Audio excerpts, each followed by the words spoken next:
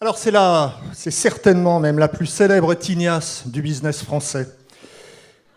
Il est né à Marseille en 1962. Il avait déjà une vie d'entrepreneur très riche avant de créer en 2001 un site de vente événementielle sur Internet. En 2014, venteprivée.com, puisque c'est évidemment de cette entreprise qu'il s'agit, venteprivée.com a réalisé un chiffre d'affaires de 1,7 milliard d'euros, était implanté dans 8 pays européens et employait 2500 salariés.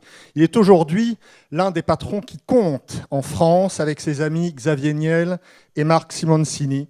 J'ai le plaisir d'accueillir à mes côtés Jacques-Antoine Grandjean.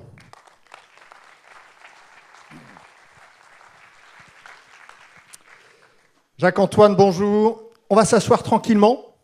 Hein ? Vous allez bien ? On va s'asseoir tranquillement. Allez-y. On a le même coiffeur. Hein ? Ah oui, évidemment. Jacques-Antoine, on est ensemble pendant, une grosse heure. Je laisserai, et on laissera de la place aux questions dans la salle. Venteprivée.com déjà. Qu'est-ce que c'est que le modèle économique de venteprivée.com ? Dites-nous. Normalement, le micro marche. La régie va vérifier, mais ça marche. Bonjour à tous. D'ailleurs, merci de m'inviter dans votre congrès et de m'accueillir dans la famille du voyage. C'est toujours pas facile en ce moment de parler avec passion de son métier, avec les événements. Donc, je vais essayer d'avoir quand même de la joie dans mon visage. On est tous affectés et c'est difficile. Donc, je suis heureux d'être là et de partager ce moment avec vous. Et je vais répondre à la question et parfois, je vais utiliser souvent le mot « jeu » parce que je suis Marseillais et les Marseillais, vous savez, ils la ramènent un peu. Et en fait, à chaque fois, je me tromperais parce que cette aventure dont je vais parler, elle ne peut être faite que parce qu'il y a des talents autour de moi, des associés, des managers, des collaborateurs, c'est 2500 personnes. Et aujourd'hui, j'aimerais tout particulièrement remercier Martine Granier, sans qui le voyage chez Vente Privée n'existerait pas. Merci Martine, et j'aimerais tout particulièrement remercier aussi Charles Petruccelli, que vous avez entendu tout à l'heure, sans qui mon année 2015 aurait été extrêmement difficile. Merci Charles. Alors Jacques-Antoine, je reviens à ma première question. Aujourd'hui, quel est le modèle économique de venteprivée.com ? Dites-nous en plus à propos de ce modèle. Alors en fait, c'est un modèle qui vient d'assez loin. Mm-hmm. C'est le modèle de mon métier d'origine. Quand j'ai eu 22 ans, après avoir fini des études de commerce toutes simples, je voulais monter une affaire, je ne savais pas dans quoi. Et je suis parti monter une entreprise, toute petite entreprise, avec un associé qui était mon ami, dans le Sentier, ou à côté du Sentier, à République, de soldes. Et on est devenu grossiste en fin de série. Pourquoi ? Parce que j'avais des amis qui faisaient ça. Ils avaient l'air de bien gagner leur vie et ils passaient leur nuit chez Castel. Et je trouvais ça à 22 ans, j'étais un adolescent attardé et ça me convenait bien. Et ça a démarré comme ça l'aventure, c'est le déstockage de marques. Donc d'abord, on ne connaissait pas vraiment les marques. Et les places étaient prises parce que les stocks étaient vendus aux anciens soldeurs. Et les stocks étaient importants et on n'avait pas de moyens financiers. On n'avait pas d'argent. Mon père m'avait passé 20 000 francs et on avait démarré comme ça. Et donc, on s'est tout de suite concentré sur les nouvelles marques. Les années 80, c'est l'arrivée de plein de nouvelles marques, Catimini, Marité Girbaud, etc. Et on est devenus des spécialistes de toutes ces nouvelles marques. Et après, on a grossi, on s'est concentré, et on a passé les 16 années suivantes à être grossiste en fin de série, c'est-à-dire en achetant les stocks, un vrai savoir-faire aux achats. C'est très important par rapport au métier qui va arriver. Un vrai savoir-faire, d'aller négocier des prix très bas parce qu'on achetait les invendus des marques, les collections ratées ou les collections qui arrivent en retard ou les collections qui sont mal vendues parce qu'il pleuvait l'été ou parce qu'il faisait beau l'hiver, etc. Et on a un savoir-faire d'achat très fort pour acheter à des décotes extrêmement importantes. Et on vendait à un réseau de soldeurs, de Tati, de Mistigrive, de tous les magasins de soldes. Et puis, arrive le moment où il y a cette révolution digitale qui se met en place. Cette révolution digitale, d'abord j'ai eu du mal à l'appréhender, je ne suis pas du tout un geek, mais j'ai assez vite compris qu'on pouvait faire des choses par rapport à notre métier, c'est-à-dire mettre en valeur nos offres et toucher le client directement. Et ça, on n'y est pas arrivé tout de suite, c'est une réflexion qui date de 98, 99, 2000, et en 2000, on démarre finalement le petit greffon qui vient se greffer à l'aventure de grossiste. En de grossiste, on faisait 40 millions d'euros de chiffre d'affaires. C'est petit. En France, ça faisait pas mal. C'était 250, 300 millions de francs. C'était une jolie petite entreprise. Mais qui n'avait pas spécialement d'avenir à être valorisé, qui n'allait pas spécialement grossir. Il y avait 50, une centaine de salariés. Et on met le petit greffon de tiens, regardons comment on peut faire des catalogues sur Internet, donc mettre ces produits qu'on a achetés et les mettre en avant, comme j'aime plutôt les belles choses, donc avec des catalogues de qualité, avec tout ce qui va autour de mini-films vidéo, de musique, etc., sur des produits de marque vendus avec une vraie décote. Donc on se retrouve à ce moment-là, 2001, et en mettant les mails de nos amis. C'est-à-dire que je pense en 2001, j'avais 15 mails. Hein. Donc on était 7 ou 8 associés et on met chacun 10 mails et on démarre avec une base de membres de 100 personnes. Ça, c'est 2001. Et 2001 à 2004, il ne se passe pas grand-chose. Hein. Encéphalogramme plat, on continue notre affaire de gros. Ça ne démarre pas. Ça démarre véritablement en 2004. 2004, pourquoi ça démarre? C'est de la chance. Hein. Dans toute entreprise, il y a une grande part de chance. Il faut savoir la saisir, mais il y a une grande part de chance. La chance, c'est de se retrouver au moment où l'ADSL équipe les ménages en France. C'est-à-dire que l'Internet qui était réservé aux entreprises, l'Internet qui était réservé aux banques, aux assurances, aux professionnels qui étaient un peu en avance et qui avaient besoin d'avoir des informations qui circulaient vite, cet Internet se retrouve, l'ADSL se retrouve rapidement, finalement, dans les foyers, et avec les femmes, parce que c'est les femmes qui font banque privée, avec les femmes, qu'elles travaillent ou qu'elles ne travaillent pas, qui se retrouvent avec cet écran, cette curiosité, et qui vont aller se balader pour regarder ce qui se passe sur ce net, sur ce nouveau média. Et vente privée, et là, à ce moment-là, après 3-4 ans finalement d'attente, on ne savait même pas si on allait continuer. Hein. En 2003, c'est 2 millions d'euros de chiffre d'affaires, c'est tout petit, on n'existe pas. Mais il y avait l'affaire de gros qui permettait de financer tout ça. Et 2004, à ce moment-là, c'est le déclic. Et là, pour répondre à votre question sur le business model, j'étais un peu long, arrivé, mais c'est très simple, c'est une offre très forte, une marque, c'est rassurant, parce que l'Internet n'est pas rassurant à l'époque-là. Un prix très bas, donc une marque, un prix, ça attire les gens, parce qu'au début, du monde digital, on est dans la recherche du prix. C'est quand même le grand jeu, c'est qu'à partir de maintenant, on ne cherche pas spécialement toujours le prix, on cherche parfois autre chose. Mais en tout cas, à l'époque, on recherche le prix, donc on est dans le modèle. Et un système d'offres inférieure à la demande. L'offre inférieure à la demande, c'est... j'ai 10 000 pièces d'une marque connue. Si je fais venir 100 000 pièces dans cette boutique-là en quelques heures, ces 10 000 pièces vont être vendues.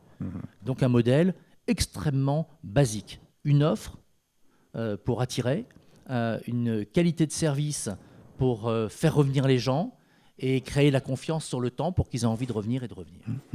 Et le modèle aujourd'hui, c'est exactement le même. Il n'a pas évolué.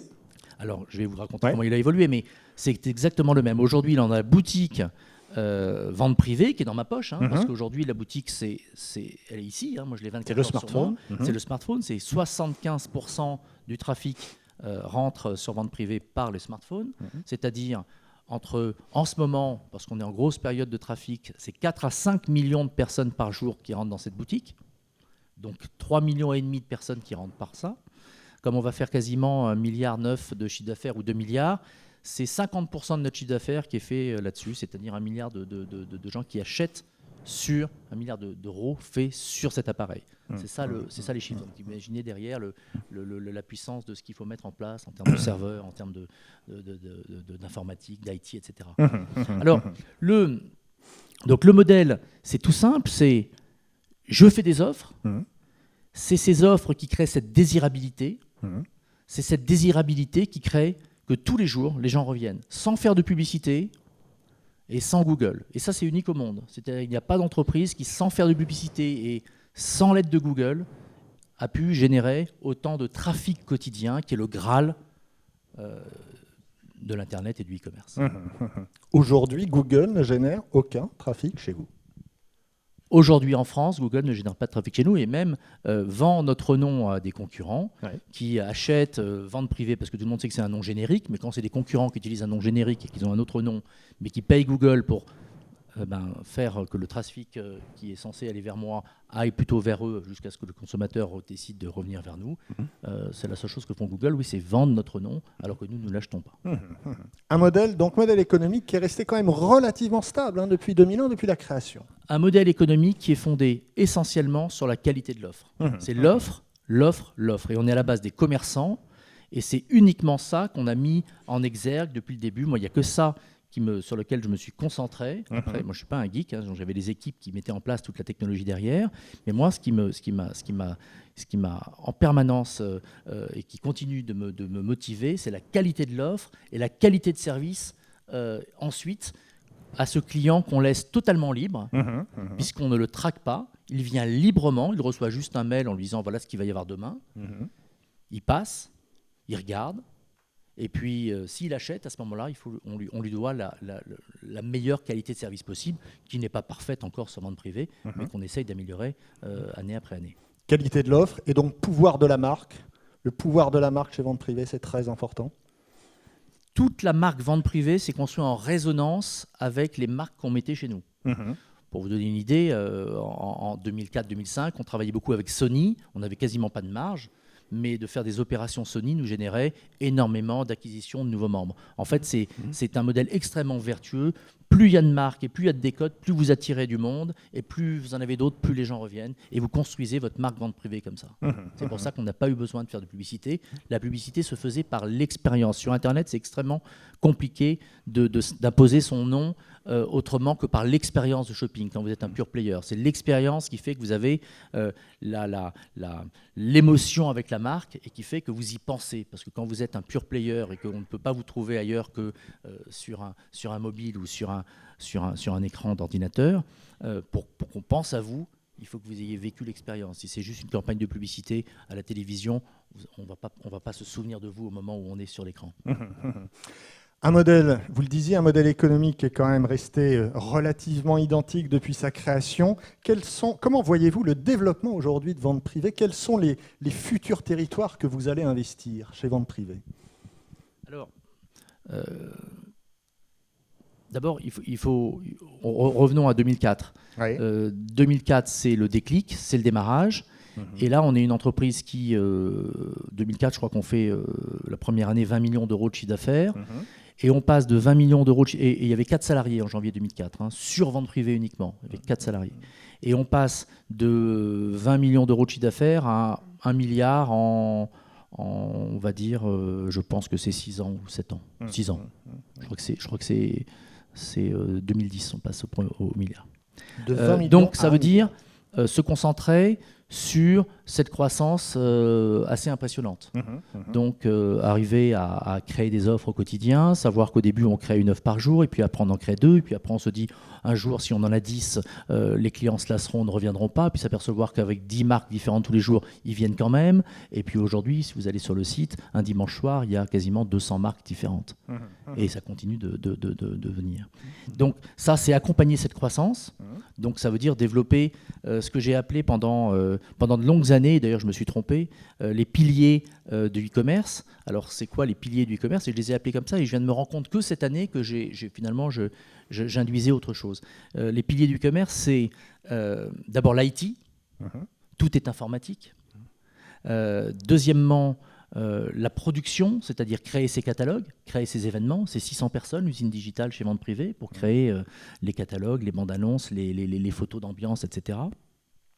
Les fiches techniques, etc. Mais ce métier d'ailleurs va évoluer, on peut en parler, parce que de plus en plus les marques créeront leurs photos et leurs propres catalogues. Et donc pour créer nos ventes, on n'aura plus qu'à aspirer les photos des marques, alors qu'aujourd'hui on fait 25 000 à 30 000 photos par jour. Le troisième pilier, c'est la logistique. On expédie en ce moment, par exemple, plus de 100 000 colis par jour. Ce sont les gros chiffres. On le fait nous-mêmes, 180 000 m² d'entrepôt. J'ai décidé toujours, comme c'était des métiers que je ne connaissais pas, de les apprendre en démarrant petit et en les contrôlant plutôt que de les donner à des gens qui les feraient pour moi. Et quatrièmement, le service client. C'est-à-dire transformer vous savez, il y a 2 moments sur vente privée où vous avez l'expérience réelle. C'est premièrement quand vous recevez votre colis. Donc normalement, j'ai rempli mon contrat, vous recevez le colis, vous êtes plutôt contente, vous l'avez quand même attendu, vous l'ouvrez, normalement ça se passe plutôt bien, c'est ce qu'on vous a montré, première expérience. Et puis l'autre expérience, c'est quand ça se passe mal et que vous avez un souci, et à ce moment-là, le service client doit s'incarner, et on a décidé nous de l'incarner dans la voix. Vous appelez, sauf si c'est pour des questions hyper simples, et à ce moment-là c'est quelqu'un qui vous répond par mail, mais sinon on l'incarne par la voix, et on gagne depuis 7 ans le prix du meilleur service client, toute entreprise de l'internet confondus.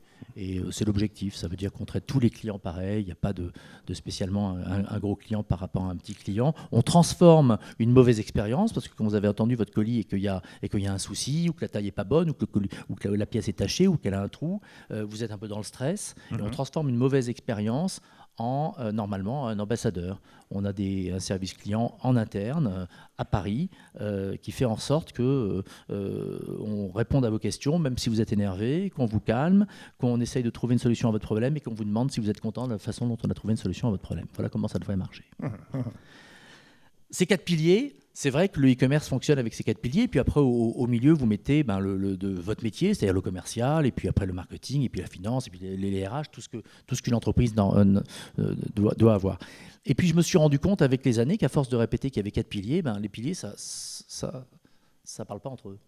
Et donc, vous créez des entreprises parfois en silo, avec très fort dans votre pilier, plus ou moins fort parfois, d'ailleurs qui ne poussent pas toujours au même moment, et à la même vitesse selon les besoins, donc parfois des piliers décalés. Mais finalement, vous avez créé 4 piliers parce que vous avez répété ça pendant 10 ans à vos managers et à vos équipes. Vous avez créé des piliers. Et seulement cette année, je me suis rendu compte qu'il fallait que je change de façon de parler de l'entreprise et d'arrêter de parler de piliers. Donc comme quoi, il faut se remettre en question en permanence.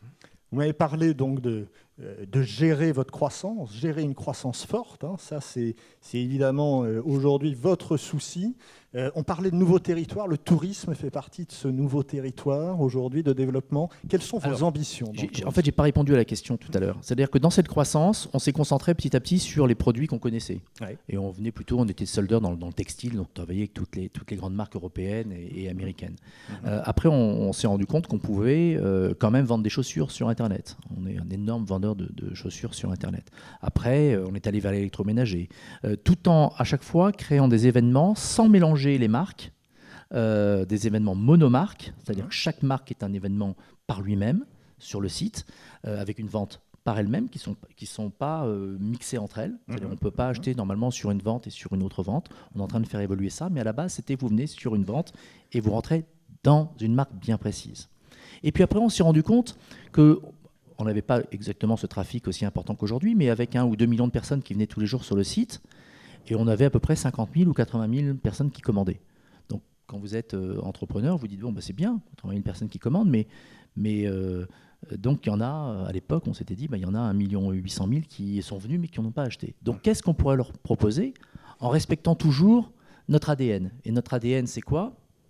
C'est un prix, mais pour une raison industrielle derrière. On n'est pas un discounter, on n'est pas quelqu'un qui achète un produit à 10 € en disant ça vaut 10 €, je l'achète 10, ça vaut 20 normalement, et puis je vais essayer de serrer mes coûts, je suis un hard discounter et je vais essayer de le vendre à 14 en serrant tous mes coûts. Ça, c'est pas du tout ça, vente privée. Vente privée, c'est ce qui vaut 20, on l'achète à 5 parce que ça ne s'est pas vendu. On met énormément de travail dedans pour le remettre le produit en valeur et on le revend à 10 ou à 12. Et cette décote qui existe est une décote pour des raisons industrielles. Ce n'est pas nous qui avons serré le prix vers le bas. Oui, on comprend. Et donc, parce qu'on vend en fait les obsolètes. Et donc, on est en permanence...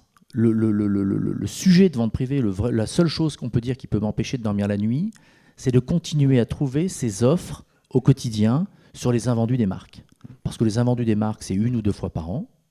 Si vous ne les avez pas, si c'est un concurrent qui les a, vous avez perdu 6 mois. Et vous ne les avez pas.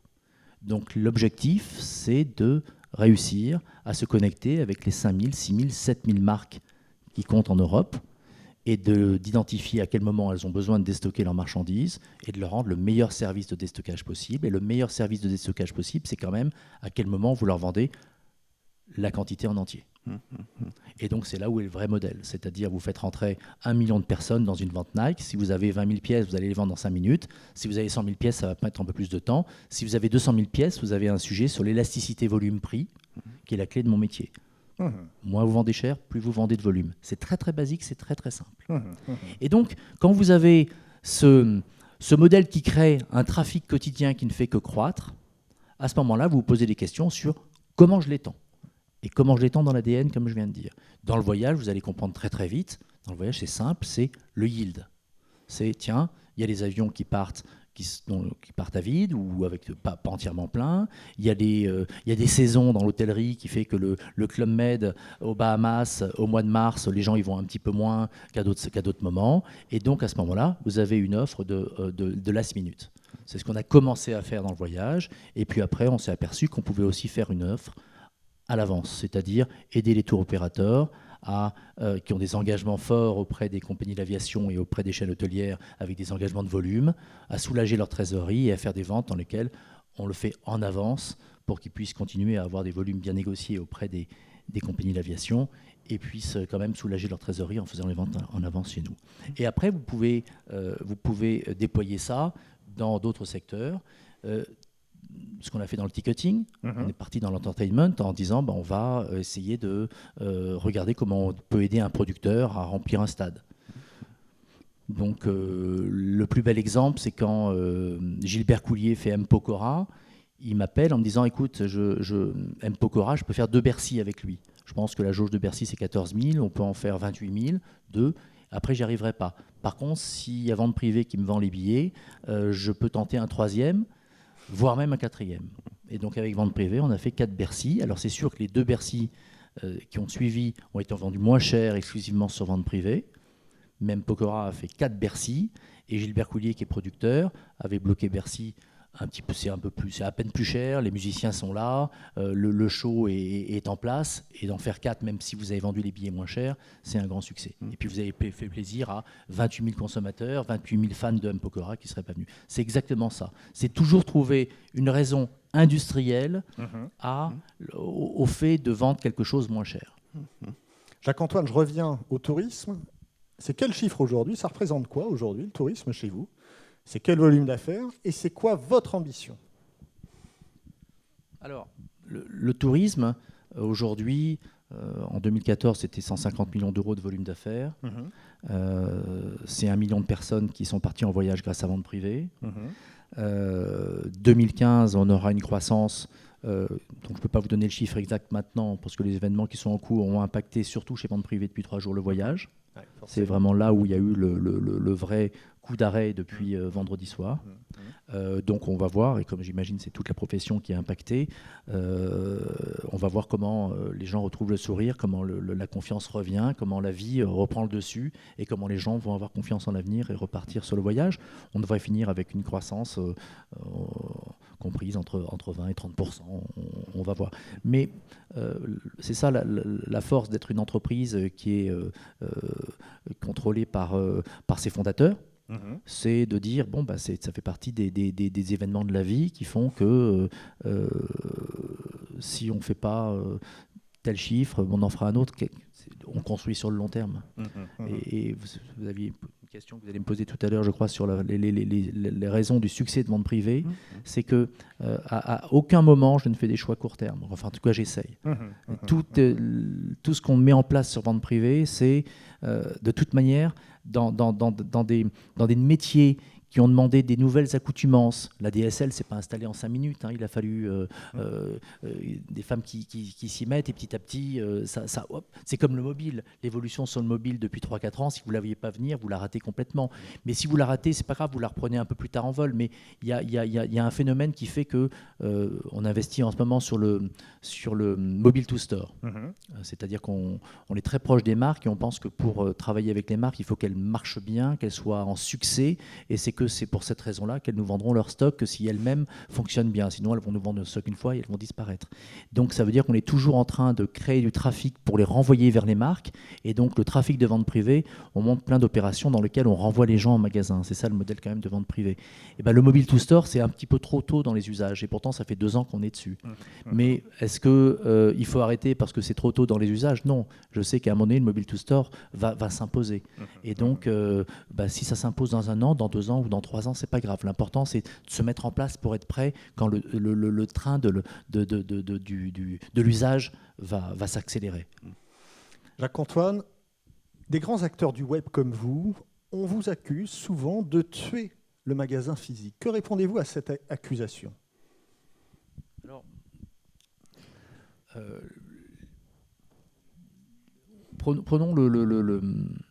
repartons du démarrage. Le démarrage du net, le premier qui invente finalement le e-commerce, c'est Jeff Bezos. Et bien évidemment, il réfléchit au premier produit qu'il va vendre. Et il décide que ce seront des livres. On est en 1995, il a quitté New York, il s'installe à Seattle. Et là, il prend les livres. Pourquoi ? Parce que c'est assez facile. C'est les CSP+, qui ont des ordinateurs. Les CSP+, lisent des livres. Les livres, c'est assez facile de prendre la photo ou de réécrire le texte pour le vendre. On met le nom de l'auteur et le titre du livre, et puis la quatrième de couverture. Les livres, quand on ne les a pas vendus, on les rend à l'éditeur. Et les livres, surtout, si vous les attendez, on est en 94, 95, si vous les attendez 3-4 jours, ce n'est pas très grave. Donc si son service de livraison n'est pas au point, ce n'est pas très grave. Alors bien sûr, il grossit, et son ambition, c'est de vendre tous les produits qui existent partout dans tous les magasins. C'est quand même ça son ambition, et c'est vrai qu'il est extrêmement hégémonique. Et donc, c'est lié à ce genre de choses qui fait que, par exemple, il invente un outil qui fait que quand vous êtes dans une boutique, vous scannez avec votre portable un code barre, et qu'à ce moment-là, immédiatement, sur l'application d'Amazon, on vous dit que vous allez pouvoir le trouver moins cher sur Amazon. Donc là, c'est extrêmement puissant, c'est contre le petit commerce, mais il est dans son rôle de pure player qui a une vision de pouvoir vendre tous les produits du monde au monde entier. C'est quand même ça son ambition. Et elle est escalée. Alors comment on se défend par rapport à ça ? On se défend parce que moi, ce que je pense profondément, c'est que d'abord, il y aura de moins en moins de pure players. Alors, ces derniers temps, vous avez vu, il y a Amazon qui a ouvert une librairie à Seattle. Bon, ça s'appelle un coup de pub. Ça vous permet, en ouvrant une librairie et en dépensant $500 000, de voir $100 millions de pub dans le monde entier en disant Amazon a ouvert une boutique. Bon, super, ok. Ça, c'est juste de la com.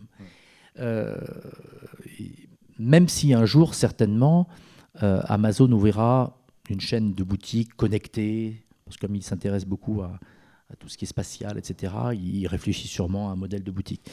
Moi, ce que je dis, c'est que c'est quand même plutôt la fin des pure players.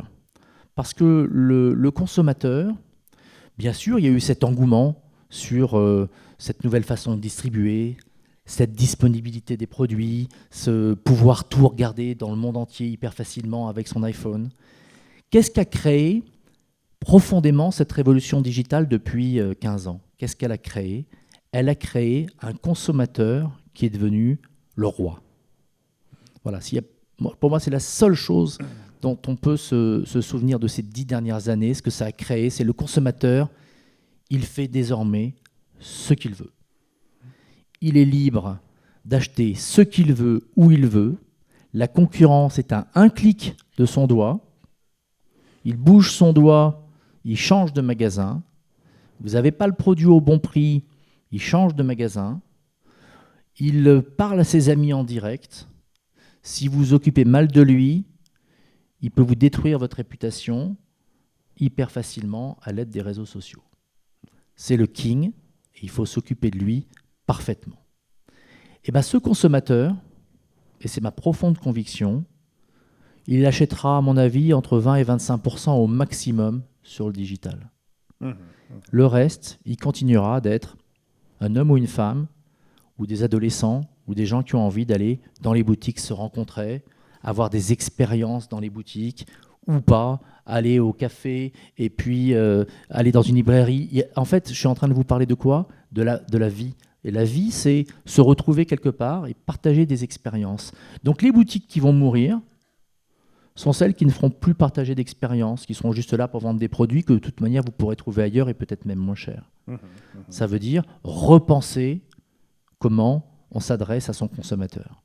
Et ce consommateur, pourquoi c'est la fin des pure players ? Parce que les plus grosses progressions aujourd'hui dans le e-commerce viennent de gens qui ont compris ça et qui mettent le cross-canal au centre de leur stratégie. On n'est pas obligé de dire on va faire un site internet quand on a une chaîne de boutique. On peut décider de garder sa chaîne de boutique. Mais si vous avez en plus un site internet et qu'en plus il est connecté avec votre chaîne de boutique, et si en plus votre cliente, elle peut aller essayer un produit avant d'aller au cinéma Et se le faire livrer par Internet, parce que la boutique ne lui dit pas, vous partez avec votre paquet, vous allez au cinéma ou au restaurant avec, c'est encore mieux. Ou si elle peut l'essayer dans la boutique et l'acheter de chez elle. Ou si elle peut l'acheter de chez elle et le rendre dans la boutique. Ça s'appelle le cross-canal. Ça veut dire que c'est le client roi et il fait ce qu'il veut et il ira toujours vers ceux qui sont plus créatifs, ceux qui ont la meilleure offre et ceux qui ont le meilleur service. C'est comme ça que ça va s'organiser et que c'est en train de s'organiser. Vous dites c'est la fin des pure players et vous restez un pure player chez Vente Privée. C'est pas seulement chez Vente Privée, c'est les acteurs de la vente événementielle, Ouais. c'est-à-dire qui prennent des produits en fin de vie et qui les remettent en valeur, n'ont aucune raison d'aller rapporter les produits dans les bacs des solderies comme ils étaient avant. Puisque tout le principe de la vente événementielle, c'est de mettre le produit en valeur sur des mannequins, qui sont d'ailleurs même plus des vrais mannequins, puisqu'on a les outils aujourd'hui pour prendre autant de photos, pour avoir des solutions digitales pour faire nos catalogues. Mais tout notre métier, c'est de transcender le produit, de vous donner le plus de détails possible sur le produit, et c'est certainement pas de dire à une marque je vais ouvrir aussi une chaîne de solderie digitale où les produits ne seront pas vraiment dans des bacs, mais non. Donc nous on restera, je pense, les seuls qui seront véritablement pure player. Après, bien sûr, il y en aura d'autres, parce que je crois que l'Internet génère soit des très grosses entreprises dans lesquelles le leader prend tout. Pourquoi ? Parce que le leader génère le trafic, le leader génère la confiance, le leader génère finalement suffisamment de moyens pour avoir les investissements, pour continuer à avoir toujours plus de trafic, toujours plus de qualité de service, et donc prendre l'offre. Et il y aura, je pense, beaucoup de petites niches dans lesquelles des gens resteront petits, mais on saura les trouver justement par Google en se disant bah, tiens, quand on veut quelque chose de très précis, on peut le trouver là parce que c'est un spécialiste. Donc voilà, je ne crois pas qu'il y ait de la place au milieu, parce que sinon, je pense que ça coûte trop cher. Et justement, je le vois bien dans la stratégie de vente privée. Si on fait que du textile, bon, bah, d'accord, mais alors pourquoi pas faire aussi autre chose si ça a du sens? Et pourquoi pas faire du vin? Et pourquoi pas faire miam miam? Et pourquoi pas faire du voyage? Et pourquoi pas faire de l'entertainment? Puisqu'à un moment donné, on devient un lieu où vient le trafic. S'il est chez vous, ce trafic, ben, vous avez envie de le faire vivre, vous avez envie qu'il revienne, et c'est quand même le Graal de l'Internet, le trafic. C'est ce que dépensent toutes les marques auprès de Google et auprès des agences de publicité pour se faire connaître. Et ce trafic n'est pas si facile à avoir, surtout qu'on a une multitude d'offres de tous les côtés et que le consommateur, à un moment donné, il est tellement sollicité sur quelque chose qui est assez intime, c'est quand même son téléphone portable, qu'à un moment donné, il choisit là où il a confiance. Et là où il a confiance, il met son numéro de carte de crédit. Et puis, il sait que même si parfois, il y a une anicroche où ça ne se passe pas bien, la société le remboursera. Et c'est cette confiance qui est forte. Donc, cette confiance, elle est entretenue par la qualité de l'offre. Et donc, c'est assez vertueux. C'est-à-dire, plus vous avez d'offres, plus vous avez les moyens de créer ce trafic, plus vous avez les moyens de créer ce trafic, plus vous convertissez en acheteur, plus vous gagnez votre vie et plus vous investissez sur la qualité de service et c'est très vertueux, c'est pour ça que ça peut grossir très vite. Jacques-Antoine, je reviens sur le cross-canal. Vous parliez du cross-canal, cette convergence entre le online et le offline. Et pour vous, d'abord une chance pour les acteurs du net ou d'abord une chance pour les acteurs traditionnels ? D'abord, je pense que c'est une chance pour le consommateur, comme je vous l'ai dit. Ensuite, c'est assez compliqué quand on est un acteur du net d'aller se créer un réseau traditionnel. Ça prend du temps, c'est d'autres organisations. Et puis, quand ça marche, le net, on est des enfants gâtés. Puisque dans une boutique, on peut faire entrer la planète entière. Donc, aller se dire on va monter des boutiques quand on vient du digital, c'est extrêmement compliqué. Vous avez une société qui s'appelle Asos en Angleterre, que vous connaissez sûrement, Asos On-Screen, qui fait, je ne sais pas le chiffre d'affaires exact, mais c'est plus d'1 milliard d'euros de chiffre d'affaires. Créer des collections. Au début, ils avaient démarré un petit peu sur le même modèle que Vente Privée, avec pas vraiment des fins de série, mais avec des prix très forts sur certaines marques. Et puis après, ils ont créé leur propre collection. Est-ce que, moi j'ai toujours dit qu'Azos devrait monter des flagships sur Oxford Street parce que c'est une boîte anglaise et le samedi après-midi sur Regent Street ou sur Oxford Street il y a un monde fou et il n'y a aucune raison qu'ils ne profitent pas de cette manne d'adolescents parce que Azos c'est plutôt des fringues pour les jeunes d'adolescents qui rentreraient dans une boutique Azos dans lequel il y aurait une expérience, de la musique, un bar, un restaurant d'hamburgers, n'importe quoi, et qui soit totalement connecté. Le patron d'Azos a toujours dit qu'il ne le ferait pas. Mais je pense que parce qu'il ne sait pas le faire. Parce que c'est difficile.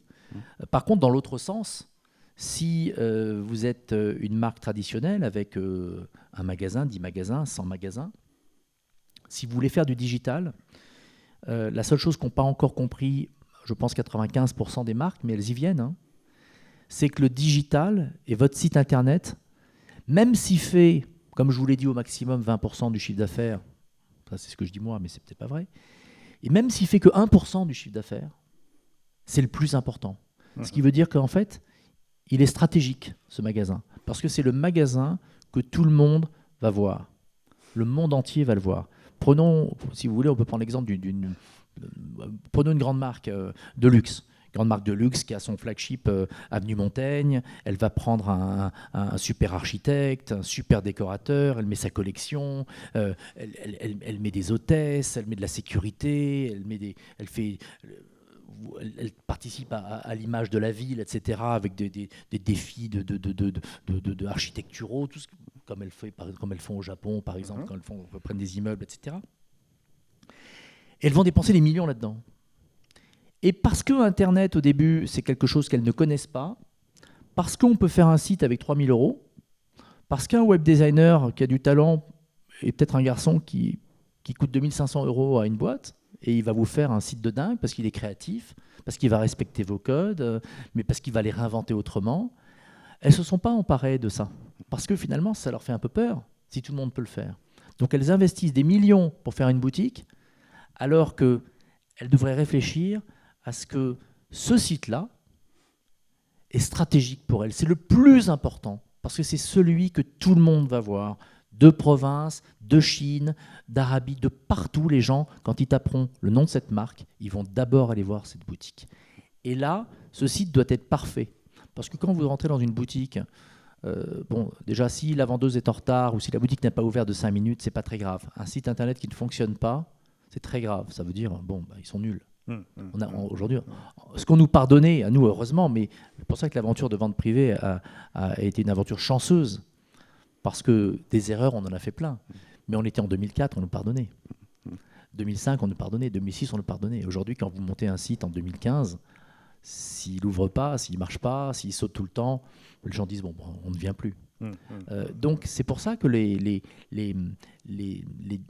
marques qui ont des réseaux traditionnels, quand elles décident de rentrer sur le digital, ça doit être décidé par le board. C'est stratégique. Et c'est là où, parfois, justement, elles n'ont pas pris ces décisions-là parce que c'est un monde un peu nouveau. C'est un monde où ceux qui connaissaient un peu ce monde se sont mis les mains dans le cambouis. Donc ça veut dire que ceux qui le connaissaient, ils l'ont fait eux-mêmes. Et dans un board d'une grande société, c'est compliqué d'aller trouver le petit jeune qui va vous monter le site quand on ne connaît pas. C'est pour ça qu'elles ont pris beaucoup de retard. Mais finalement, sur ce qui est l'histoire de l'humanité, qu'elles aient pris 10 ans de retard, c'est pas très grave. Les plus grosses progressions en ce moment sur le digital aux États-Unis, c'est Walmart. Donc Walmart rattrape leur retard. Oui, parce que de toute manière, ils ont leur offre, ils ont leurs clients, et puis ils offrent quoi? Ils offrent la possibilité au client de décider s'il va acheter sa pelle chez Walmart ou s'il va se la faire livrer le lendemain matin. Alors, je vois que l'heure tourne. J'ai encore, évidemment, j'aurais 40 questions à vous poser. Je vais me concentrer sur 3-4 questions pour laisser la parole à la salle et pour vous laisser dialoguer avec nos participants. 3-4 questions, je disais. On a parlé cet après-midi, nous, beaucoup d'économie collaborative. Quel regard vous portez sur cette économie collaborative? Est-ce que c'est pour vous un phénomène durable? Est-ce que c'est pour vous un phénomène de mode? Quel est votre regard sur cette nouvelle économie? C'est l'utilisation de cet outil magnifique qui est l'Internet. Et puis à partir du moment où vous l'avez dans la poche, cet outil qui vous connecte au reste du monde, l'économie collaborative, ça commence par Wikipédia. Finalement, c'est l'encyclopédie. Chacun écrit un morceau de l'article selon ses connaissances. Et puis ça se transforme à c'est quoi l'économie collaborative? C'est parle à ton voisin, il est là tout de suite. Tiens, qu'est-ce qu'on peut faire? C'est finalement c'est les gens qui se rencontrent et qui se mettent ensemble. Donc ça vient un peu de la défiance des entreprises. Des entreprises capitalistes comme elles ont pu être montées, ça vient d'une forme de défiance et on peut le faire nous-mêmes. Pourquoi passer chez Kiloutou alors que mon voisin a une bétonneuse dans son jardin, peut-être qu'il va me la prêter. Ça marche quand ça prend des réflexes totalement, des choses toutes simples que le digital permet de faire. Et donc après c'est aussi le fait de dire... c'est quand même des choses qui vont être très durables parce que c'est aussi le fait de dire on va protéger la planète en étant plus proche des gens, en étant plus proche de choses. C'est-à-dire aujourd'hui on s'aperçoit que les jeunes ne sont pas aussi intéressés par les voitures comme avant. Aujourd'hui une voiture c'est ce qu'on appelle un utility, quoi. On le prend pour aller d'un endroit à un autre. Alors c'est peut-être pas encore vrai partout, mais voilà, il y a une voiture. Si je peux la louer en bas de chez moi, je n'ai plus de rapport émotionnel avec la voiture. Ce qu'on nous a vendu depuis toujours, le rapport émotionnel avec la voiture qu'il fallait posséder. Aujourd'hui, les jeunes qui ont de plus en plus conscience des choses, de la vie, du temps qui passe, des moments de plaisir, c'est pas la voiture qui est important, c'est où on va. Et donc c'est ça l'économie collaborative et ça va prendre de plus en plus d'importance. Après, tout dépend de la qualité qu'il y a derrière, le scoring, comment les entreprises vont mettre en place le fait que l'usager, qu'il y ait un respect de l'autre, mais ça se met en place petit à petit, puisque justement l'Internet permet de dénoncer quand les choses ne vont pas, quand quelqu'un se comporte mal, et à ce moment-là, vous avez une mauvaise note, c'est Uber qui a inventé ça, ou c'était même avant Uber, c'était eBay qui avait inventé ça. Si vous vendez quelque chose et que vous êtes mal conduit, vous avez un mauvais scoring. C'est un nouveau système, mais si c'est bien fait, oui, ça va continuer de se En tout cas, une tendance de fond, très clairement. Profonde, oui. Ouais.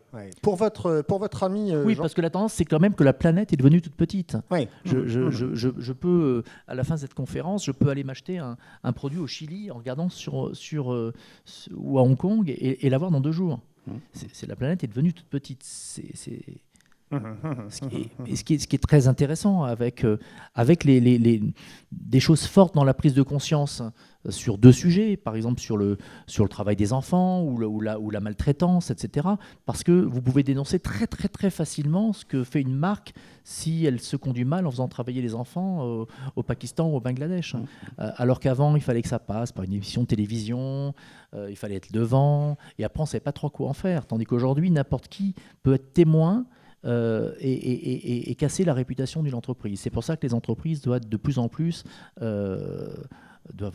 respecter les éthiques très très fortes. Et on le voit aujourd'hui dans ce qui se passe avec les animaux, le traitement aux animaux.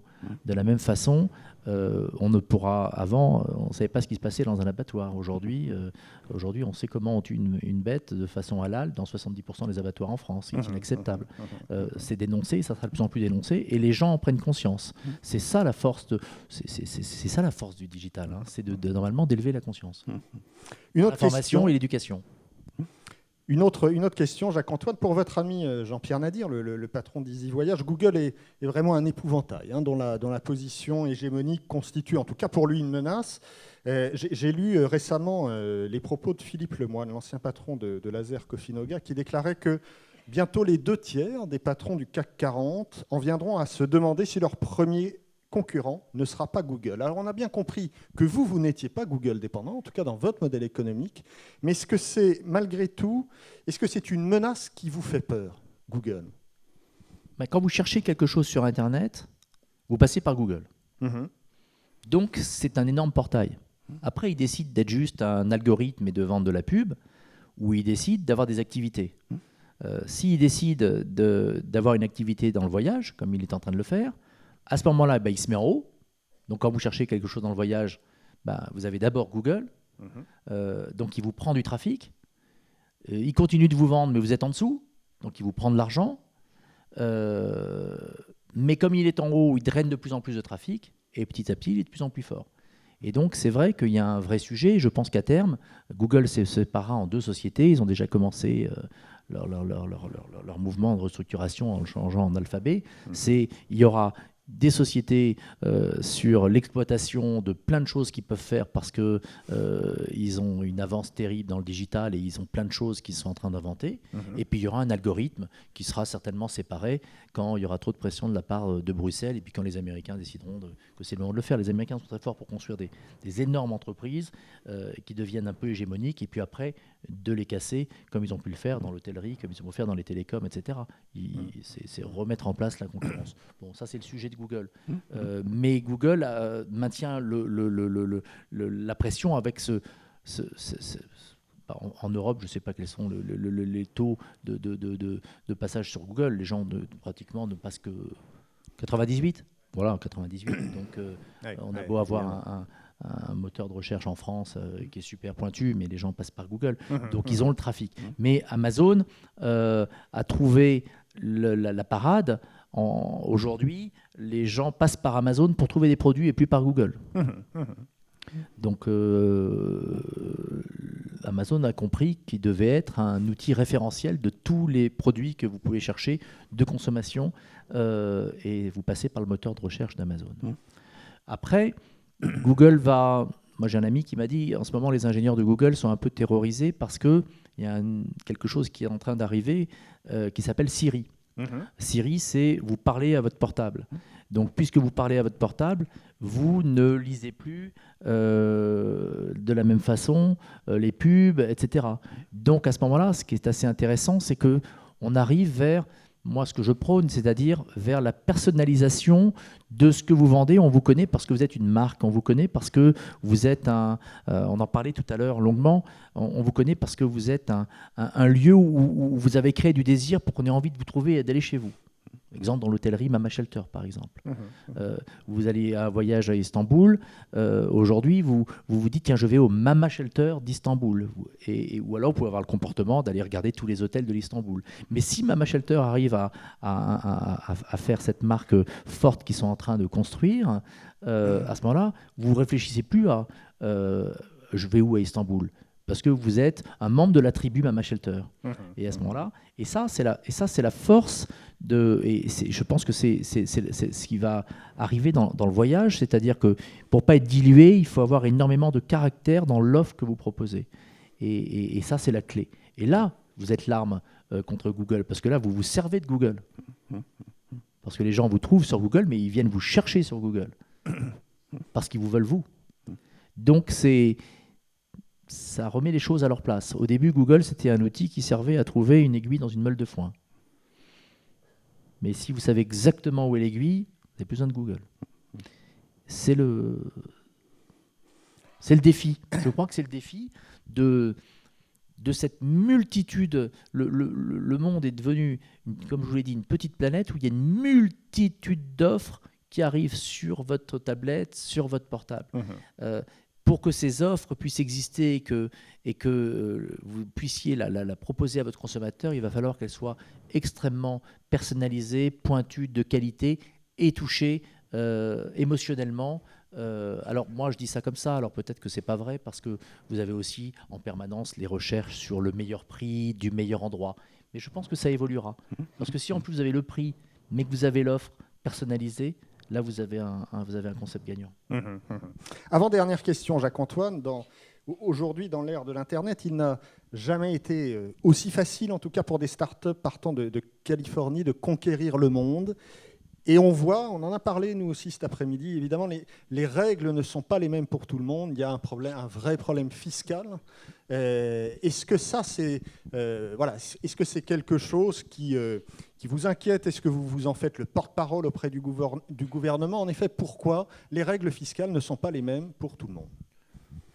Mais le sujet dont vous parlez, là, c'est le sujet de l'Europe. C'est-à-dire que les règles fiscales ne soient pas les mêmes aux États-Unis ou en France. C'est les États-Unis, c'est un pays pas si facile, c'est un pays compliqué, il y a énormément de concurrence et c'est une autre façon parfois de penser, de fonctionner. Là, vous parlez des startups en Europe.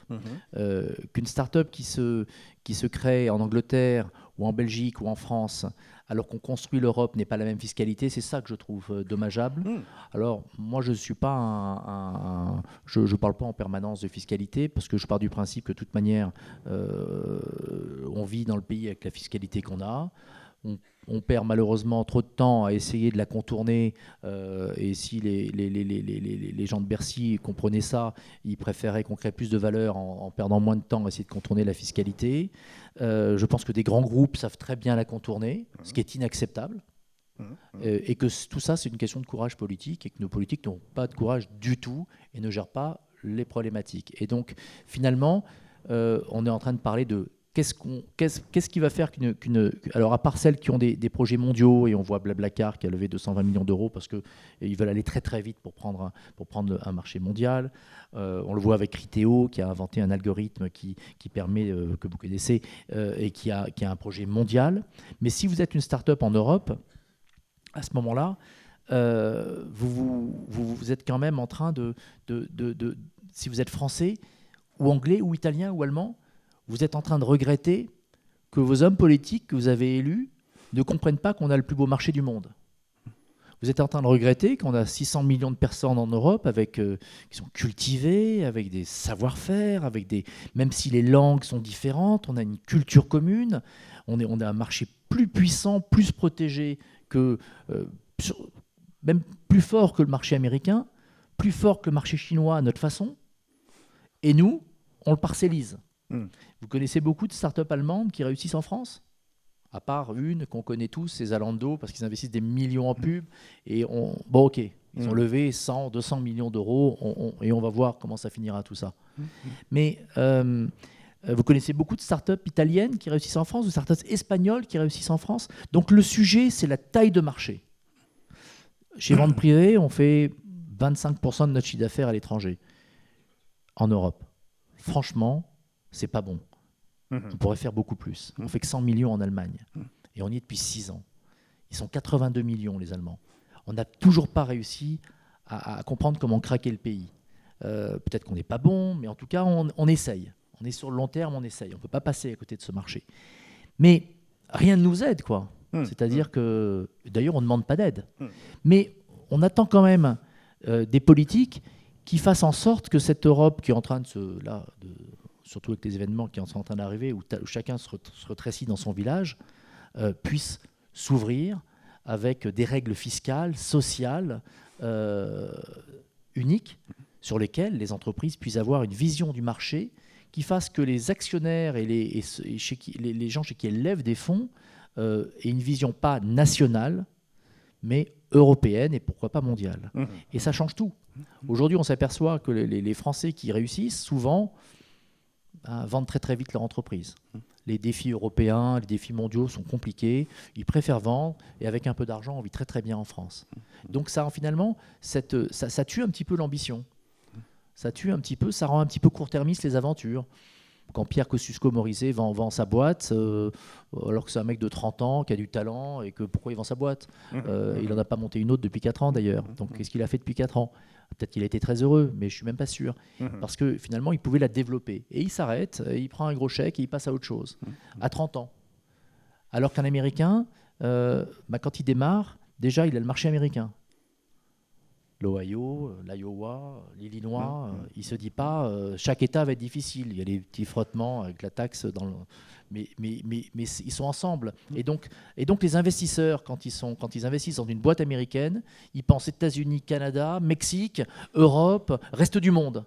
Donc ils ont des ambitions extrêmement fortes. Et nous, nos entreprises, finalement, sont malheureusement un petit peu limitées parce que... pas seulement à cause des politiques, parce qu'on se limite aussi peut-être nous-mêmes. Mais pour moi, le sujet, c'est la taille de marché. Et quand on a cette chance d'avoir cette Europe de 500 millions d'habitants, ou 600, je ne sais pas exactement, ça dépend comment on la compte, on l'unit pour être plus fort face aux concurrents des autres continents. Alors sans parler de l'Europe, mais si on en revient à la France, et ce sera ma dernière question avant de laisser la parole à la salle. Quand on lit vos interviews, vous êtes quand même quelqu'un qui manifestait toujours un vrai optimisme envers notre pays, envers la France. Aujourd'hui, quelles sont les 2-3 raisons qui vous permettent et qui nous permettraient de partager avec vous cet optimisme? Ce soir, c'est une question difficile. Je sais bien, je sais bien.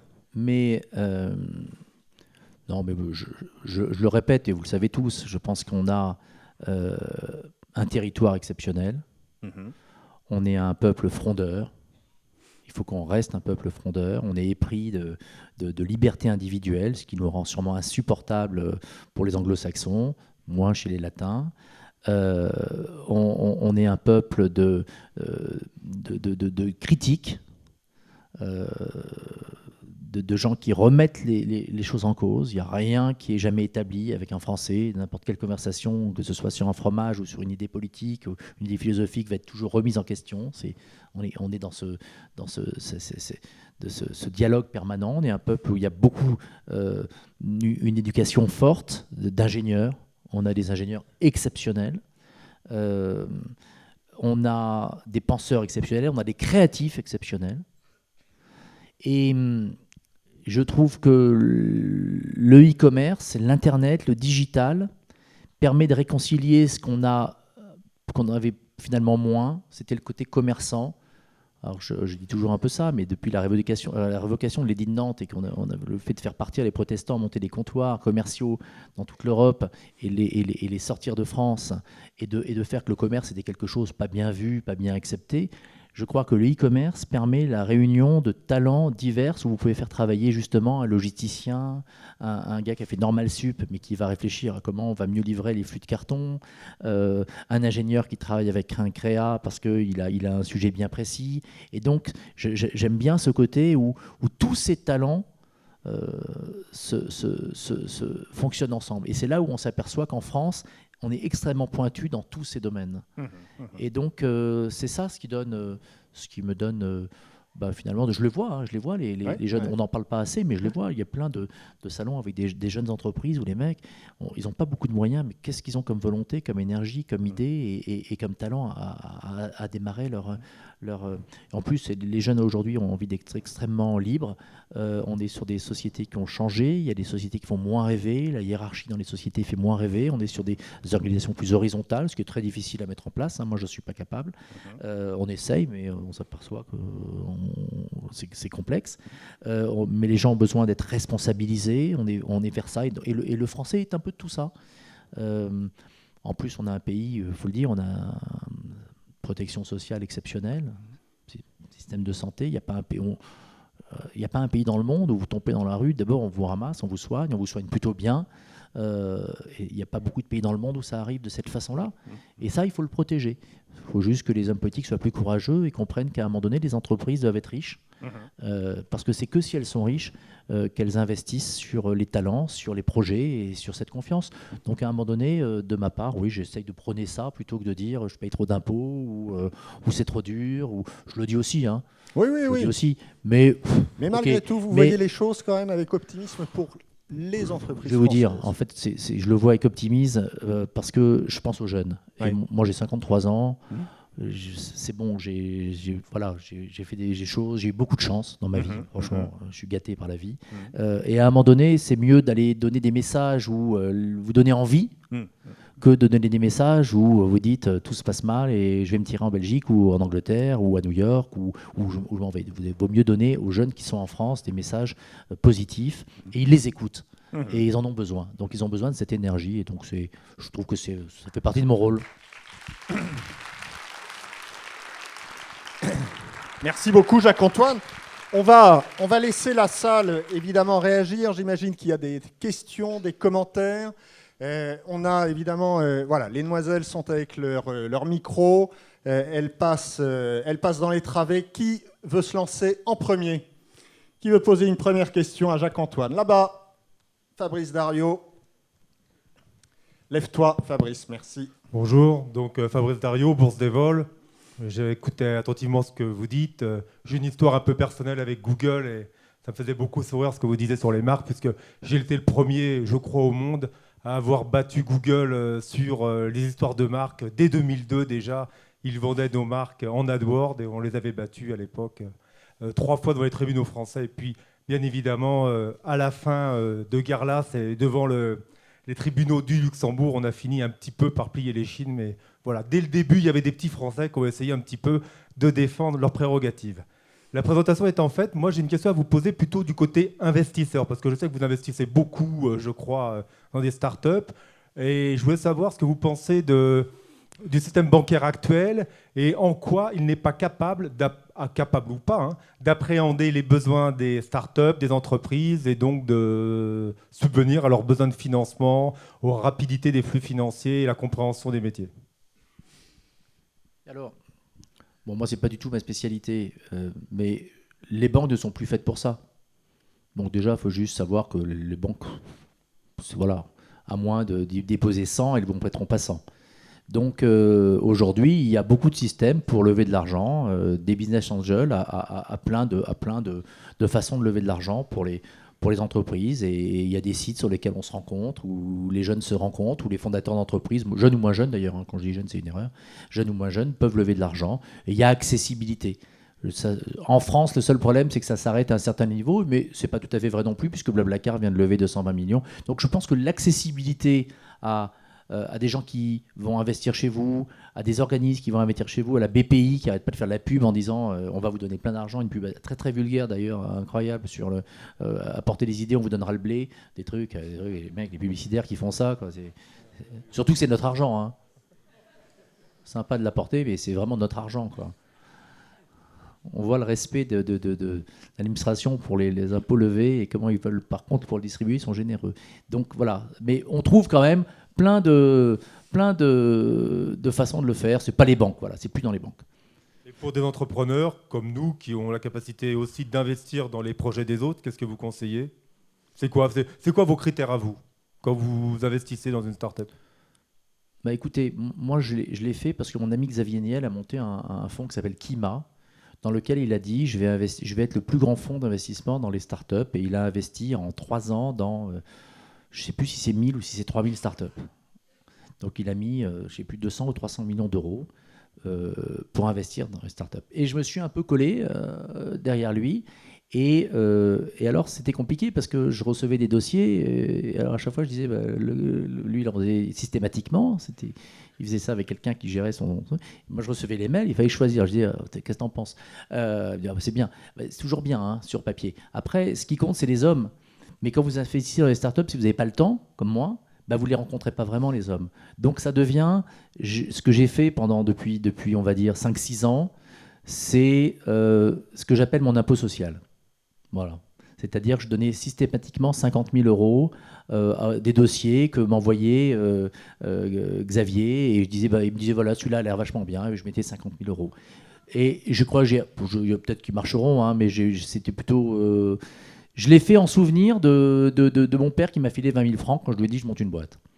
Et on a monté, avec Xavier et Marc Simoncini, quelque chose qui s'appelle 101 projets, et on a donné 20 000 euros à 101 personnes. On les a sélectionnés, on a reçu 2000 dossiers, et on en a reçu au Théâtre de Paris, à qui on a donné 1 minute à chacun. Pour répondre à votre question, voyant 1 minute, il fallait convaincre. Ils étaient sur scène, et on était quand même assez sympa, mais on en a sélectionné 101, et ça fait 2 ans qu'on a fait ça. On aimerait refaire ça, mais c'était quand même beaucoup d'argent, puisque c'était 850 000 euros chacun. On a demandé à des gens de nous aider, etc. On n'a eu personne. Alors on va attendre qu'il y en ait une qui sorte. Et on va peut-être le refaire parce que c'était sympa. C'est un peu la méthode. Je vais vous dire franchement, c'est très complexe de mettre 50 000 euros dans une startup. C'est vraiment ce que j'appelle du love money. Alors, c'est beaucoup d'argent. Alors, vous voyez, pour moi, c'est du love money quand je le dis comme ça. Mais finalement, quand vous l'avez fait sur beaucoup d'argent et que vous dites, là, vous commencez à essayer de réfléchir, et peut-être vous investissez dans les sociétés qui ont déjà un début d'aventure qui fonctionne. Donc vous changez un peu votre façon. Donc aujourd'hui, je ne le fais quasiment plus en love money comme ça. Je l'ai beaucoup fait, je ne le fais plus. D'accord, donc votre période Jean Valjean qui donne une pièce au petit ramoneur... C'était pas une pièce, hein. Une grosse pièce en or. C'est pas une pièce, hein. Mais aujourd'hui, les valos des startups sont tellement, même au démarrage, élevés, que si vous ne mettez pas 50 000 euros, ce que vous avez en face, c'est tellement peu d'actions que, avec 50 000, vous dites au moins j'aurai 1 ou 2%. Je le sais parce que fortuitement, je suis actionnaire avec vous, mais vous ne le savez même pas tellement vous en avez. Allez, une autre question. Une autre question. Qui se lance ? Là-haut. Mademoiselle, alors, lève-toi. Ouais, lève-toi. Voilà, parfait. Merci de m'appeler mademoiselle, c'est très sympa. Écoute de loin. Laurent Briquet, Speed Media. Petite question, Jacques-Antoine, par rapport effectivement, à la chance et aussi quelquefois aux erreurs. Vous laissez beaucoup de chance aux produits. Vous laissez quelquefois plusieurs années pour que quelque chose s'installe. Qu'en était-il de votre installation aux États-Unis et qu'en était-il de la Digital Factory? Pourquoi n'avoir pas continué justement sur ces deux expériences? Ok. La Digital Factory, d'abord, c'est le plus court. On avait un savoir-faire pour faire les catalogues et pour faire les sites, mais surtout ce savoir-faire, on s'est rendu compte qu'on l'avait surtout pour nous. À un moment donné, c'est un mauvais choix. Je me suis dit, tiens, on va aider les marques à faire leur propre site. Et puis, on a commencé. On a même signé avec 6 ou 7 marques. Et puis, on s'est rendu compte que, alors que j'avais un modèle extrêmement vertueux avec les marques, parce qu'on leur vend leur stock, parce qu'on leur crée du trafic, parce qu'on leur crée de l'information, parce qu'on leur crée de la notoriété, que quand on est devenu prestataire pour leur faire leur site, nos rapports se tendaient. Parce qu'elles n'avaient pas encore compris que de toute manière, c'était stratégique et qu'elles devaient le faire elles. Croyez-moi, j'ai coupé très très vite. Parce que j'ai aucune raison d'avoir des rapports tendus avec les marques, sauf si je fais mal mon travail, mais certainement pas en étant prestataire, en gagnant peu d'argent, pour faire des sites pour les autres, alors que parfois j'ai du mal à le faire pour moi. Donc ça s'appelle une aventure qu'on a essayée, parce qu'en général, quand il y a les aventures qui passent, j'aime bien les vivre.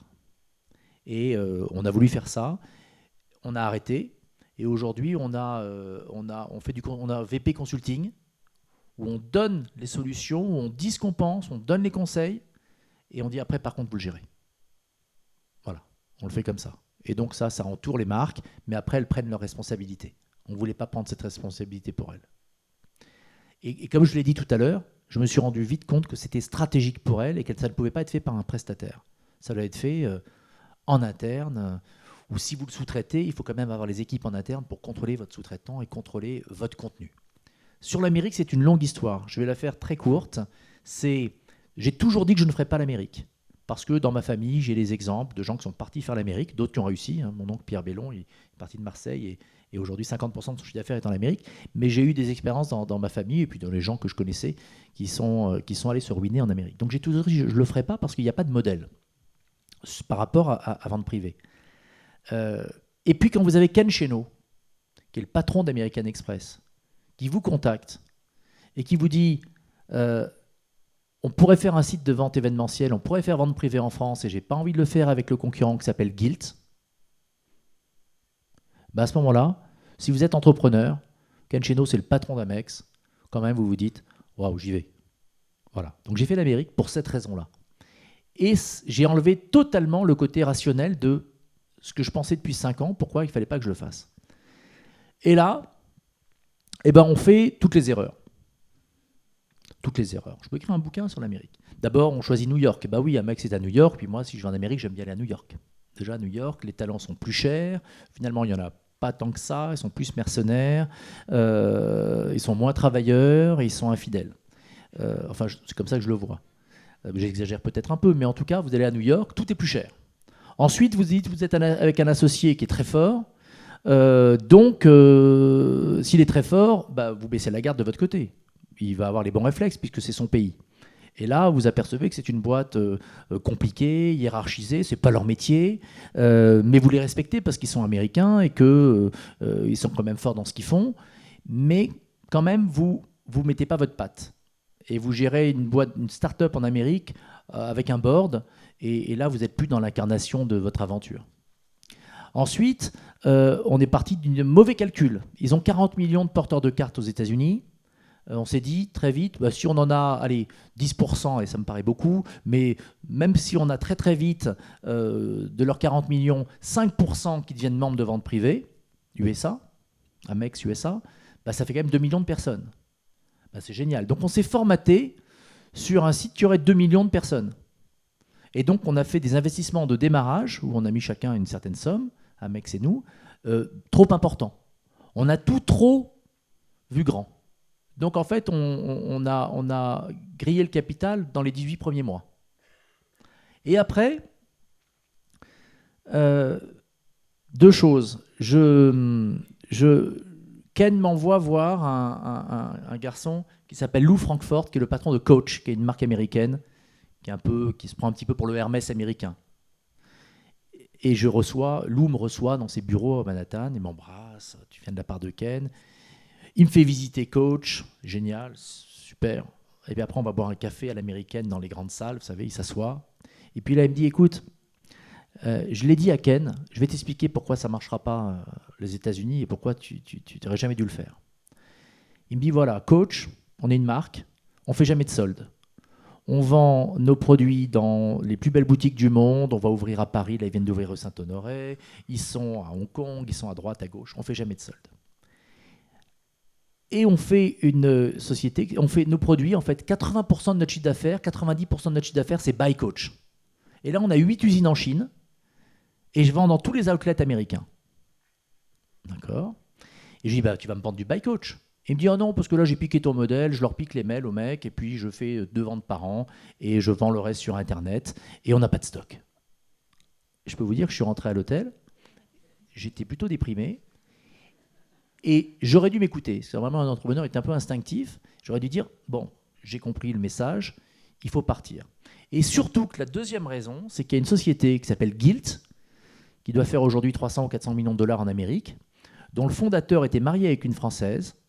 C'est un Américain, j'ai oublié son nom, Kevin Ryan, je crois. Voilà, Kevin Ryan, qui a dit « Waouh, c'est génial, vente privée ». Et il est allé monter Gilt en 2007. Et de 2007 à 2010, l'année ou à 2011, l'année où on a monté les États-Unis, je n'ai fait que répéter pourquoi Gilt ne marcherait pas. Et donc, je me retrouve à un moment donné en train d'essayer de faire en Amérique ce pourquoi, rationnellement, j'expliquais en permanence pourquoi ça ne marcherait pas. Et Gilt ne marche pas. Ils ne gagnent pas d'argent. Kevin Ryan est parti. Ils ont fait du B2C alors que nous, on vient du B2B. Ils ont raté le coche. Je ne vois pas comment ils peuvent aller en bourse. Ils attendent qu'une seule chose, c'est de ne pas mourir ou que quelqu'un les rachète. Et ils ont levé 300 millions de dollars pour faire ça, alors que vente privée n'a jamais levé un centime. Donc, il y a un sujet sur le modèle. Et à un moment donné, vous apercevez que on faisait 50 millions de dollars en Amérique. On ne gagnait pas d'argent. Quand le dollar est à 1,40, qu'on partage les pertes à 2, ça va 1 ou 2 ans. Et puis quand vous apercevez que les pertes vont durer et que le dollar va commencer à s'apprécier et que ça va vous impacter et que vous envoyez un petit peu trop de monde aux États-Unis et que vous n'avez plus envie d'aller en Amérique tellement finalement ça vous prend de l'énergie, que vous envoyez vos meilleurs cadres là-bas parce que c'est là où ils veulent aller, parce que c'est sûr que l'aventure est sympa et que pendant ce temps-là vous perdez votre concentration sur l'Europe, à un moment donné il faut avoir le courage de dire on arrête. Donc on a arrêté proprement. Et on ne le regrette pas. Si un jour on y revient, il faudra que ce soit pour des bonnes raisons rationnelles et pas pour des raisons un peu trop émotionnelles. Une autre question. Ici. Ah, Guillaume d'abord. Oui, pardon. Bonjour Jacques-Antoine Grandjean. Guillaume Poulain de Tom.travel. Est-ce que j'ai le droit de poser 2 questions ? Alors, vraiment très rapide, parce qu'il faut laisser Okay. évidemment la parole à tout le monde, Guillaume. Bon, ok, je vais en faire une, mais je vais faire un petit commentaire. Vous avez dit que les points de vente qui n'offriraient pas d'expérience allaient mourir. Et c'est ce que vous avez dit. Et je trouve que c'est très intéressant par rapport aux 3 concepts qui nous ont été présentés juste avant, où, à mon sens, il n'y a qu'un seul des concepts présentés qui apportait réellement une expérience aux clients. Aujourd'hui, vous vendez du vol. Quand est-ce que vous vendrez de l'hôtel? Et quand est-ce que vous permettrez d'acheter les deux en même temps? Alors, ce qui est intéressant chez Vente Privée, c'est qu'on est très très respectueux des marques et des fournisseurs avec qui on travaille. Et on ne veut pas faire leur métier. Donc, on ne fait pas des voyages en marque blanche. On n'est pas tour opérateur. Je ne dis pas que dans 10 ans, on ne sera peut-être pas, j'en sais rien. Mais en tout cas, aujourd'hui, ce n'est pas du tout dans notre stratégie. Donc, on est dans le service de yield ou de vente à l'avance, comme je vous ai dit tout à l'heure, ou de création de notoriété. Quand on fait des campagnes avec Disney, c'est du remplissage à des dates moyennes, c'est du remplissage de leurs hôtels, c'est de la notoriété supplémentaire, même s'ils n'ont pas besoin d'en avoir, mais c'est quand même mieux qu'une campagne de pub, parce que finalement, c'est une campagne de pub qui vend. Donc, il y a plein d'avantages pour Disney de le faire avec nous. Et nous aussi, parce que ça génère aussi du trafic. Puisqu'on a la marque Disney, je vous ai dit tout à l'heure, on était en résonance. Donc pour répondre à votre question, dans le tourisme, 50% du chiffre d'affaires de tout le tourisme dans le monde, c'est le vol sec. Et le vol sec, c'est extrêmement compliqué. C'est de la techno, et c'est un rapport commercial très pointu avec les compagnies d'aviation. Et ça, il y a des spécialistes pour ça. Et c'est vrai qu'avec Martine, on avait la tentation de se dire, on ne pourra pas échapper à faire le vol sec. Et on avait un projet pour faire le vol sec. Bien engagé. Et puis la vie, ce sont des rencontres. À ce moment-là, on croise Nicolas, qui est là, et Carlos, que vous connaissez, et ils ont leur projet Mr. Fly. Et là, c'est vrai, quand vous passez un déjeuner avec eux et que vous les entendez parler des vols secs, vous vous dites, bon, peut-être que ça va être compliqué pour nous. Et puis vous vous dites, tiens, ça serait bien de les avoir sur notre site. Et puis vous vous dites, tiens, puisqu'on fait du vol sec et qu'ils le font, ça serait bien de les avoir en permanence sur notre site. Et puis quelle va être leur problématique dans leur nouvelle entreprise, c'est d'avoir du trafic. Ils ont sûrement un budget Google. Peut-être que vente privée peut leur générer du trafic. Et puis peut-être qu'on peut créer une aventure sur le long terme. Et on sait très bien que dans le vol sec, il n'y a pas beaucoup de marge. Très peu. Et que c'est plutôt une aventure sur le long terme de création de valeur par la valeur elle-même de l'entreprise, par le nombre de clients qu'elle a, par la puissance qu'elle a avec les compagnies d'aviation, etc. C'est une création de valeur financière sur le long terme, enfin financière liée à un travail et à une expérience sur le long terme. Et donc là, on se dit, pourquoi pas être associé. Donc j'espère qu'eux sont contents parce que normalement, on leur ouvre les portes pour qu'ils aient du trafic et qu'ils aient plus de notoriété rapidement. C'est l'objectif.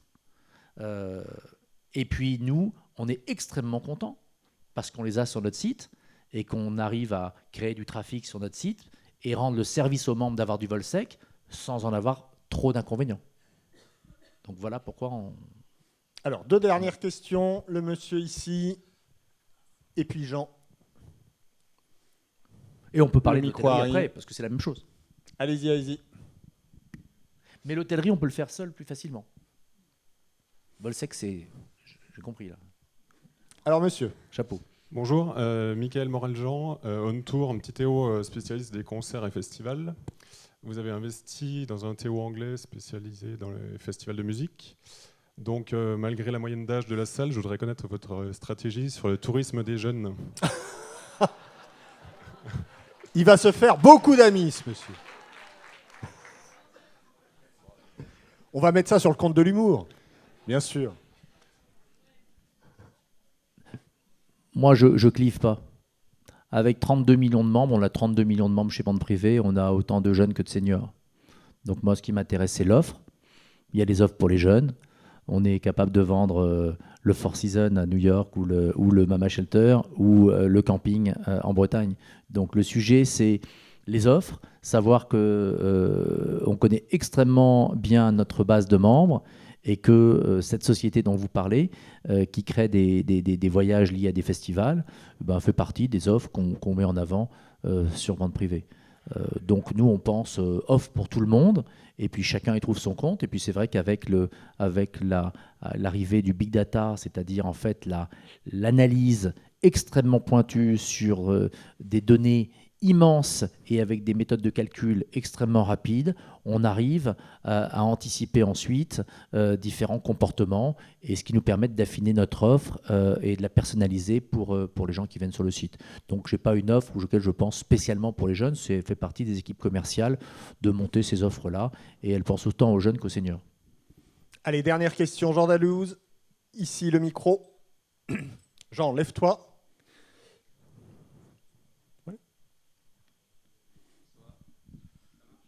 Ça marche, tout, oui, on t'entend. Non, on t'entend pas en fait. Ah, il faut peut-être allumer le micro, c'est mieux. Hop. On va y arriver. Ça marche là, Ah, là ouais, c'est parfait. d'accord. Donc bonsoir, Jean Dalus, tourmac.com. Vous avez esquissé tout à l'heure la question sans véritablement l'aborder tout en l'abordant. La fin des pure players, vous nous avez parlé de ça, vous nous avez parlé du web to store, du store to web. Est-ce qu'on peut imaginer que demain, vous vous lanciez dans une stratégie un peu la même que celle de Caravelle Promovac, qui aujourd'hui s'est lancé dans une politique d'ouverture d'agences physiques? Est-ce que vous pouvez, dans votre logique de développement, imaginer la même chose? Non, moi je vous ai dit tout à l'heure que on serait quasiment un des seuls pure players qui restera. Donc la stratégie, c'est de faire vivre ce trafic en nourrissant de plus en plus les offres sur le site, avec la difficulté que vous connaissez, c'est que puisque ces 4 millions de personnes ou 5 millions de personnes arrivent sur un petit portable, avec un écran comme ça, c'est d'arriver à faire en sorte que nos offres soient de plus en plus visibles, malgré leur diversité et leur quantité. Donc, et après, se diversifier de ce que j'appelle les ventes classiques, qui touchent toutes les marques, les 5000 marques avec qui on travaille, jusqu'à Miam Miam, ce qui a l'agroalimentaire. On fait 100 millions d'euros rien que dans l'agroalimentaire sur vente privée, avec le voyage, le vin, on est le premier vendeur de vin sur Internet, le ticketing, etc. Donc notre stratégie, c'est d'être complètement en permanence online et d'enrichir des offres qui créent du désir, et de continuer à travailler sur la confiance qui crée que les gens reviennent parce qu'ils ont confiance en la qualité de notre service, qui est parfois défaillant, bien sûr, comme toutes les entreprises, mais en tout cas qu'on essaye en permanence de monitorer pour l'améliorer. Voilà, donc c'est ça, notre stratégie, elle est assez simple. Après, on a une stratégie d'image, si vous voulez savoir si on est où est-ce qu'on vient s'incarner dans le réel. Depuis toujours, j'ai senti que si on n'était pas présent dans la vraie vie, l'expérience de shopping, c'est bien, mais si on est présent dans la vraie vie, c'est une réassurance. Donc, la stratégie de vente privée au niveau de la com, c'est d'exister dans la vraie vie. Et donc, la vraie vie, c'est quoi? C'est de mettre une sculpture rose devant les entrepôts roses sur l'autoroute A1. La vraie vie, c'est d'acheter des théâtres, parce que c'est des salles d'événements, finalement.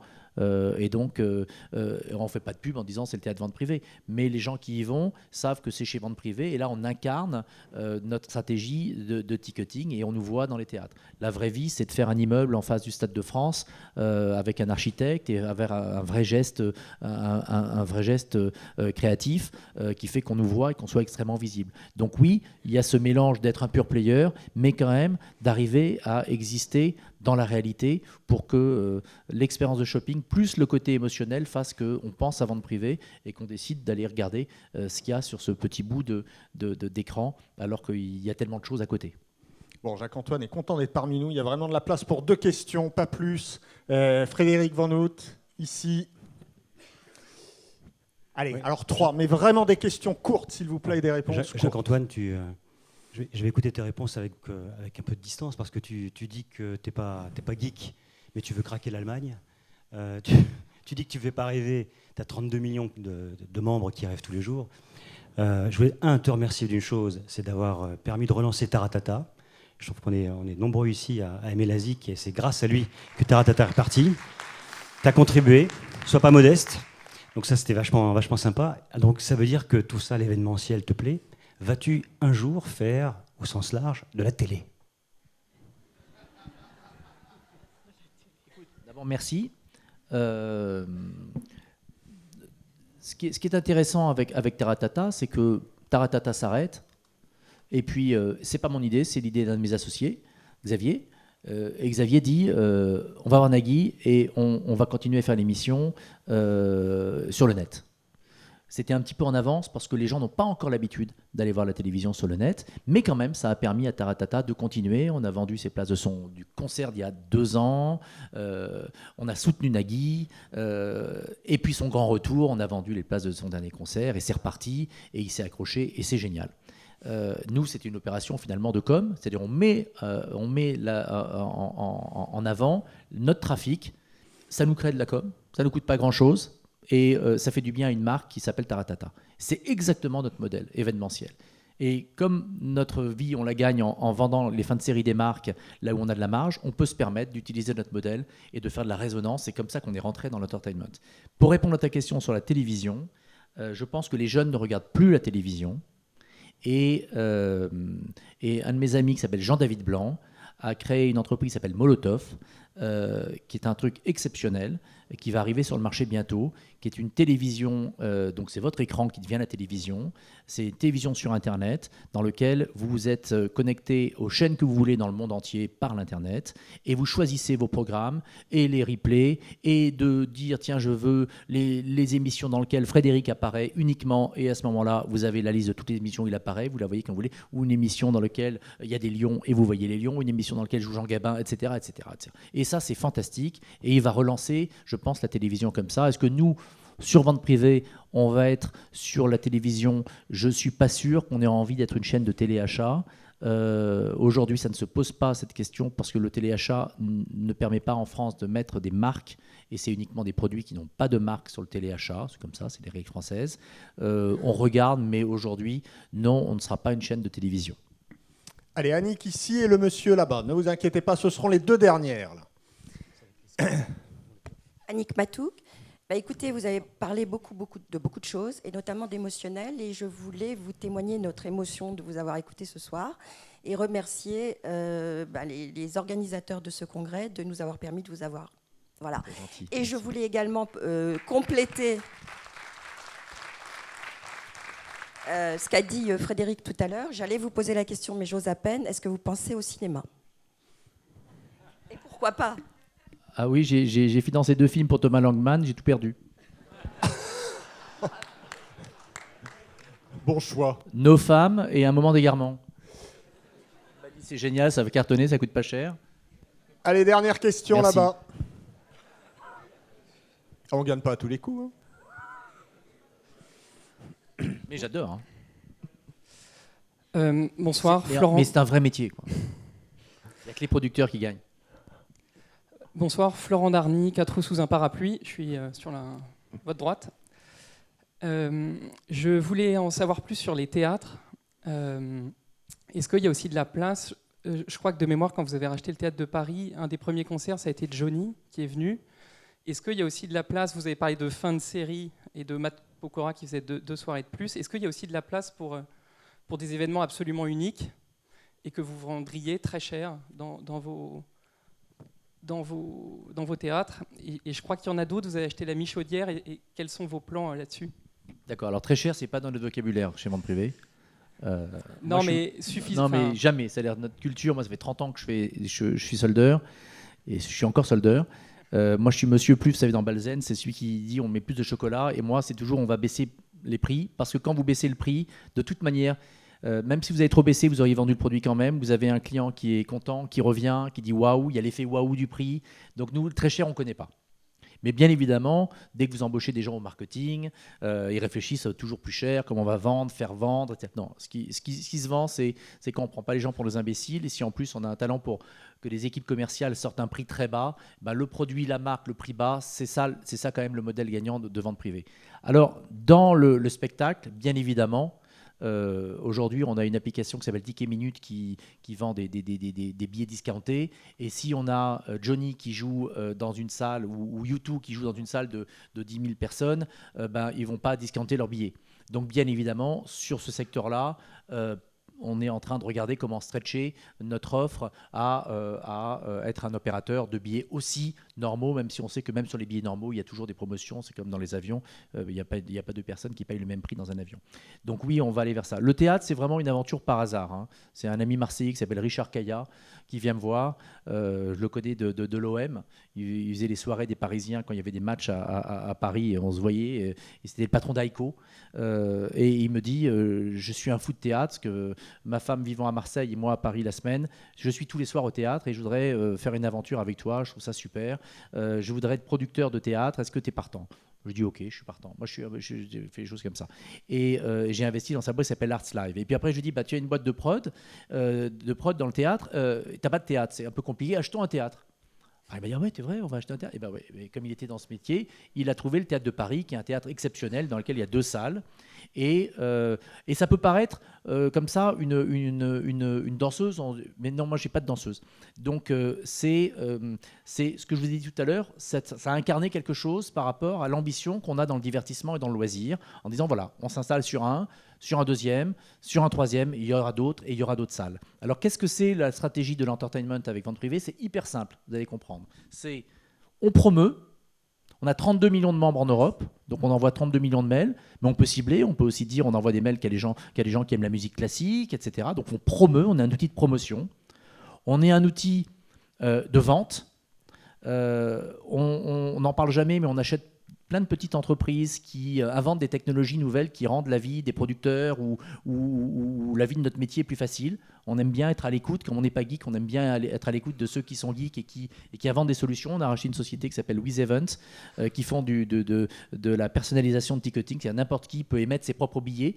Et ce qui est très intéressant, parce que ça correspond à ce que je vous ai raconté ce soir, ce qui compte, c'est la marque. Ce qui compte, c'est ce que vous créez, votre créativité. Si vous êtes le patron du Festival des Vieilles Charrues, est-ce que les Vieilles Charrues n'est pas une marque suffisamment forte? Avez-vous besoin de Carrefour et de la Fnac pour vendre vos 100 000 billets ou vos 200 000 billets? Ou est-ce que vous n'avez pas besoin de maîtriser vous-même votre ticketing? Ça, c'est WizEvent. Donc, c'est pour vous parler de la deuxième partie de notre stratégie, c'est on vend des billets. On est capable de les livrer sur le digital, on est capable de les livrer avec un paquet si vous avez envie d'avoir le disque ou un DVD avec, même si les gens n'écoutent plus de disque, il y en a encore un peu qui sont contents d'en avoir, ou le DVD, ou autre chose, ça peut être un produit.